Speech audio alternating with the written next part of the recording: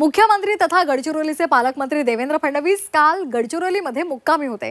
गडचिरोलीमध्ये मुक्कामी राहणारे ते पहिलेच मुख्यमंत्री असून त्यांच्या कार्यकाळात मुख्यमंत्री असताना ते दुसऱ्यांदा नक्षलग्रस्त गडचिरोलीमध्ये मुक्कामी आहेत। यापूर्वी 2019च्या निवडणुकीदरम्यान ते गडचिरोलीमध्ये मुक्कामी राहिलेले होते। सध्या मुख्यमंत्र्यांचा मुक्काम गडचिरोली पोलीस दलाच्या रेस्ट हाऊसमध्ये दरम्यान शनिवारी कुठलाही कार्यक्रम आयोजित नसताना ते गडचिरोलीमध्ये मुक्कामी आहेत। दरम्यान इथला आढावा घेतलाय आमचे प्रतिनिधी आशिष अंबाडे यांनी। पाहूयात। राज्याचे मुख्यमंत्री देवेंद्र फडणवीस 2 दिवसांच्या गडचिरोली जिल्हा दौऱ्यावर होते। काल त्यांचा दिनक्रम अत्यंत व्यस्त असा होता।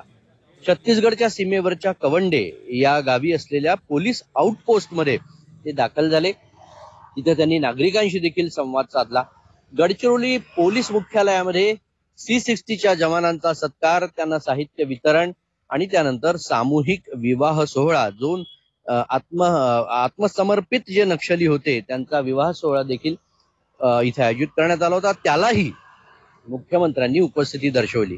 त्यानंतर रात्री पक्षांतर्गत बैठका, संवाद, विविध कार्यालयांना भेटी अशा पद्धतीनं पक्षाच्या पदाधिकाऱ्यांनाही त्यांनी बळ दिलं। मुख्य म्हणजे गडचिरोलीत मध्ये मुख्यमंत्री पदावर असताना मुक्कामी राहणारे देवेंद्र फडणवीस हे पहिलेच मुख्यमंत्री आहेत जे दुसऱ्या वेळेस गडचिरोलीत मुक्कामाला आहेत।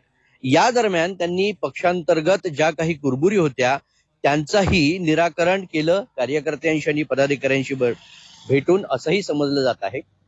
आज कुठलाही नियोजित कार्यक्रम देवेंद्र फडणवीस यांचा नाही। आता थोड्या वेळात ते नागपूरला निघणार आहेत आणि अशा पद्धतीनं आपण बघत असाल त्यांचा ताफा आता लागलेला आहे।